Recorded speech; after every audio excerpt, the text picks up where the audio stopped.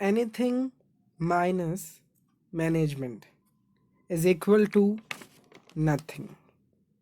इसका अगर हम बात करें और समझें इसको, तो ये क्या कहता है कि एनीथिंग मतलब चाहे वो कोई भी चीज़ हो, चाहे वो ऑर्गेनाइजेशन हो, चाहे वो नॉन ऑर्गेनाइजेशन हो, अगर उसमें से रोल ऑफ मैनेजमेंट डिलीट कर दिया जाता है तो वो कुछ नहीं बचता। एक कयास के बजाय कुछ नहीं बचता, एक केओस बन जाता बस। ठीक है जी। तो इससे समझिए कि मैनेजमेंट इतना इम्पोर्टेंट है। हेलो एवरीवन, माय नेम है सुधांशु शर्मा और आज की इस वीडियो में हम बात करने जा रहे हैं importance of management. So without wasting any time, let's get started.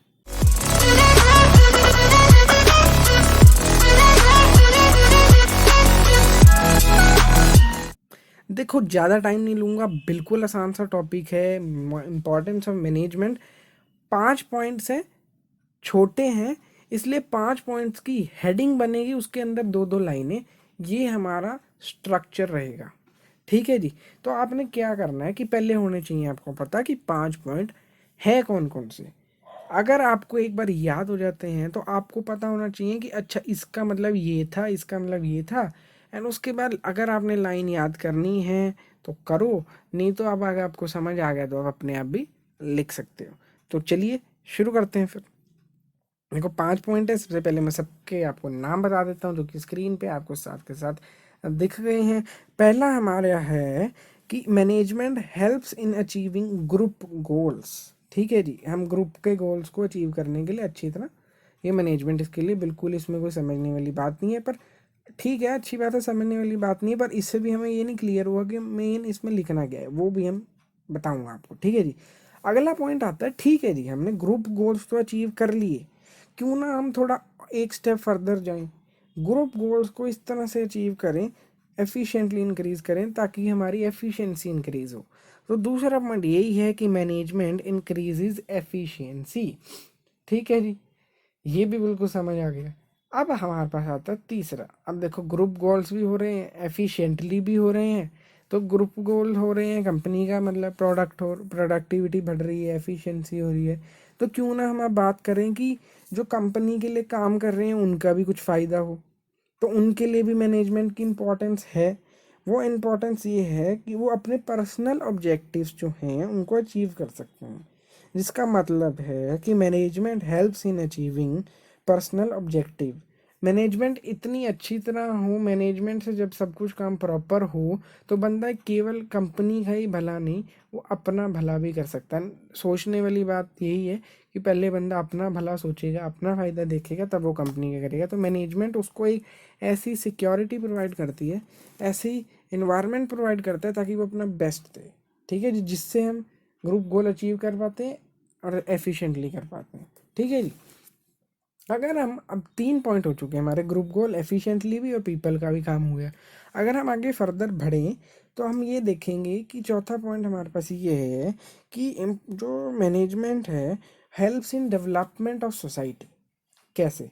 Society में कंपनी आती है, सोसाइटी में ही एम्प्लॉयज़ आते हैं, तो एम्प्लॉयज़ का भला, एम्प्लॉय के अच्छा काम करने से कंपनी का भला, तो वो सोसाइटी में आते हैं, जैसे सोसाइटी का भला। सोसाइटी का भला प्रॉपरली कैसे होता है, क्या इसमें लिखना है, वो मैं आपको डिटेल में बाद में बताऊंगा, पर आप ध्यान से देखिए, समझिए। अच्छा, आपको ये हेडिंग आ गई तो आपके पास पता होगा, अच्छा ये चीज़ है। ठीक है जी। 5th point and the last point हमारे पास ये बिल्कुल आता है कि अब अगर ध्यान से देखें, कोई भी बंदा है वो चेंजेस को रजिस्ट करता है कि कम से कम चेंजेस हों। ठीक है। पर अगर मैनेजमेंट आपकी अच्छी है, जिससे मैनेजमेंट से एम्प्लॉयज़ आपके खुश हैं, तो वो उनको दिक्कत नहीं आएगी, वो चेंजेस जल्दी से अडॉप्ट करेंगे। तो मैनेजमेंट की last and the final importance है कि इट क्रिएट डायनेमिक ऑर्गेनाइजेशन, मतलब जो टाइम टू टाइम चेंजेस ला सके। ठीक है जी, इतना समझ आ गया है। इतना से हमारी इम्पोर्टेंस थी, जो 5 पॉइंट याद रखने थे। अब मैं आपको जल्दी से बता देता हूँ विद हेडिंग 2 लाइन्स आपने क्या क्या लिखना है जी। ठीक है। जब आपके पास क्वेश्चन आता है कि अचीव ग्रुप गोल्स, तो ग्रुप गोल अचीव कैसे करते हैं, तो सबसे पहले आप तो लिख लो कि हमने, देखो ग्रुप गोल कैसे अचीव करते हैं।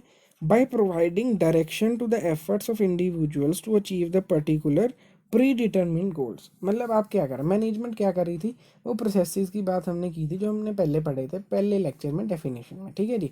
तो क्या करता है वो, मैनेजमेंट से हम एक प्रॉपर डायरेक्शन दे देते हैं, जितने भी एम्प्लॉयज़ हैं उनका एक ही गोल है, सबको एक डायरेक्शन दे देते हैं जिससे कि वो प्रॉपर काम करते हैं ना, अपना हम गोल अचीव कर लेते हैं, ठीक है जी। और जो मैनेजमेंट दूसरी चीज़ है, मैनेजमेंट से जब हम काम करते हैं तो हमें विज़न क्लियर होती है, हमें ऑब्जेक्टिव क्लियर होता है कि हमने ये करना है।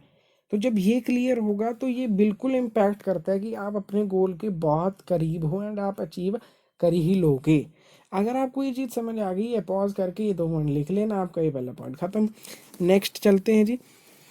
दूसरा पॉइंट है मैनेजमेंट इंक्रीजेज एफिशिएंसी। अब एफिशिएंसी का मतलब मैंने आपको पहली वीडियो में बताया था, अगर आपने वहाँ पे नहीं देखा तो मैं दोबारा बता देता हूँ, पर आपने डेफिनेशन नहीं पता आपको मैनेजमेंट की, आपको करेक्टरिस्टिक के फीचर्स के बारे में जानना है तो ऊपर आई बटन में उसका लिंक दिया हुआ है, पूरी प्लेलिस्ट में जाके आप वो वीडियोस देख सकते हो। हाँ जी, तो हम थे मैनेजमेंट की एफिशिएंसी कैसे, मैनेजमेंट एफिशिएंसी कैसे इंक्रीज करता है। देखिए एफिशिएंसी होती क्या है, एफिशिएंसी होती क्या, हमें ये नहीं पता, ठीक है। हम एग्जामिनर को पहले ये बताएंगे पहले पॉइंट में कि एफिशिएंसी होती क्या है, ठीक है जी। Ability to accomplish a job with maximum नहीं with minimum expenditure of time effort and money is called efficiency. मतलब एबिलिटी, टाइम पे काम ख़त्म करना बिल्कुल कम से कम पैसों में, उसको हम एफिशिएंसी कहते हैं। जब हमने बता दिया एफिशिएंसी है तो हम ये बता देंगे कि कैसे कर सकते हैं, ठीक है। अब एफिशिएंसी हम कैसे अचीव कर सकते हैं, मैनेजमेंट से, क्योंकि हम मैनेजमेंट से एफिशिएंसी उन प्रोसेसेस से कर सकते हैं जैसे कि वो प्लानिंग हो गई, ऑर्गेनाइजिंग होगी, कंट्रोलिंग होगी, इसके अंडर अंडर जैसे जैसे हम मैनेजमेंट के थ्रू काम करते रहेंगे एफिशिएंसी हमारे पास आती रहेगी, और ये सब कुछ कौन करता है, मैनेजर। तो आते हैं हम थर्ड पॉइंट पे, आप पॉज करके पॉइंट्स लिख लेना, हम आगे बढ़ते हैं, टाइम वेस्ट नहीं करेंगे। तीसरा पॉइंट आता है management helps in achieving personal objectives, ठीक है जी। पर्सनल ऑब्जेक्टिव्स में क्या है, मतलब बंदे का, जो एम्प्लॉय का अपना भला हो रहा है, ठीक है जी।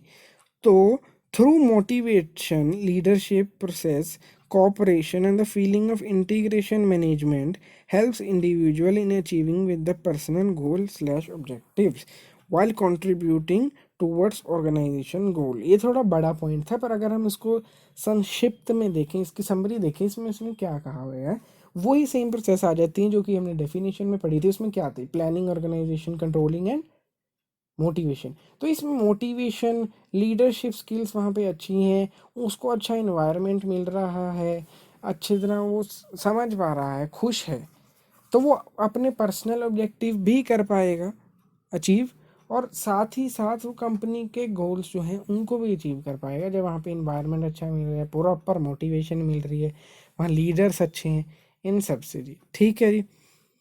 पर्सनल ऑब्जेक्टिव कैसे, ये हमने पहले पॉइंट में बता दी कैसे, ठीक है जी। फिर उसके बाद हम ये भी कह सकते हैं, जैसे हमने पहली वीडियो में पढ़ा था कि डेफिनेशन एक बताई गई थी लॉरेंस ने, जो कि मैंने उस टाइम बोला था डेफिनेशन नंबर बी। तो उन्होंने बताया था कि जो डेफिनेशन बताई थी मैनेजमेंट की, मैनेजमेंट जो है वो डेवलपमेंट ऑफ पीपल है rather than the development of things. तो यहाँ पे पर्सनल ऑब्जेक्टिव में डेवलपमेंट ऑफ पीपल ही हो रही है, तो मैनेजमेंट यहाँ पे इस तरीके से ही उसकी डेफिनेशन यहाँ से निकली थी, तो मैंने ये बता दिया, ठीक है जी। पॉज कर लीजिए, लिख लीजिए, हम आगे बढ़ते हैं। Management helps in development of society, fourth and last importance. Development of society में कैसे, देखिए, management helps is growth of society by providing quality products at reasonable prices. जैसे कोई कंपनी है, उसमें बंदे काम कर रहे हैं और अच्छे से अच्छे प्रोडक्ट्स निकाल रहे हैं, जिससे कि जो अब जाएगा तो देखो हमारी सोसाइटी में वही सोसाइटी वाले खरीदेंगे, तो चीप रेट्स पे होंगे, अच्छे अच्छे रीजनेबल होंगे, बंदा ज़्यादा खरीदेगा, ओवरऑल सबकी डेवलपमेंट होगी अगर अच्छे प्रोडक्ट्स निकल रहे हैं, सबको मिल रहे हैं। और वहीं हम दूसरे तरीके से देखें तो कंपनी है, जो मैनेजमेंट है अच्छी तरह मैनेज करते हैं, तो हम ज़्यादा से ज़्यादा एम्प्लॉयमेंट बढ़ा सकते हैं, टेक्नोलॉजी प्रोवाइड कर सकते हैं, तो ये सारी चीज़ें मैनेजमेंट में आती है। Helps in society by raising standards of living, main point है, ठीक है। मैनेजमेंट से अच्छे काम होंगे, अच्छे काम से हम सोसाइटी में प्रोवाइड करेंगे एंड सोसाइटी का स्टैंडर्ड हम बढ़ा सकते हैं, जिससे ओवरऑल डेवलपमेंट होती है। ठीक है जी। And the last point of the importance is that management helps in creating dynamic environment. देखो हमेशा जो भी होते हैं, बंदा कोई भी होता है वो चेंजेस रेजिस्ट करता है, एंड स्पेशली एम्प्लॉयज़ तो करते ही करते हैं, ताकि कम से कम चेंजेस उनको चेंजेस चेंज होना पड़े टाइम के हिसाब से। पर मैनेजमेंट अगर प्रॉपर होती है, अगर प्रॉपर मैनेजमेंट है, अच्छे तरह सब कुछ है, तो अडेप्ट चेंजेस को अडेप्ट करने में कभी भी एम्प्लॉय को दिक्कत नहीं आएगी। एंड मैनेजमेंट इसी में ही हेल्प करता है dynamically time to time. Organisation हमारी जो है सरवाइव करने के लिए उसको डायनेमिक बनना ज़रूरी है, और मैनेजमेंट इसी में ही हेल्प करती है। अगर आप पॉइंट्स देखेंगे बिल्कुल इसका क्लियर हो जाएगा। 5 के 5 पॉइंट आपको समझ आ गए, रेडी हैं। और एक और चीज़ मैं आपको अब एक डायग्राम दिखा देता हूँ दोबारा से। ये डायग्राम बना देना, ठीक है। ये 5 पॉइंट लिख लिए, कुछ याद भी नहीं रहते, ये डायग्राम बना देना। इसको अगर एग्जामिनर ने देख लिया, वो 5 पॉइंट पे कम जोर देगा ना, आपको फुल मार्क्स मिल जाएंगे गारंटीड। तो इसी के साथ अगर सच में आपको लगा कि आपको इस वीडियो को देख के मज़ा आया एंड मैं आपकी हेल्प करने में वो रहा, मतलब मैंने अपना अचीव गोल कर लिया कि आपकी हेल्प होगी, आपको मज़ा आया, तो प्लीज़ सब्सक्राइब कर देना, लाइक कर देना, ताकि मेरी जिससे हिम्मत बढ़े एंड मैं ऐसी वीडियोस लाता रहूं। और आगे और भी कोई वीडियोस हैं, उसका आई बटन में ऊपर दे दिया है, वहाँ से आप जाके देख सकते हैं। Thank you and have a nice day.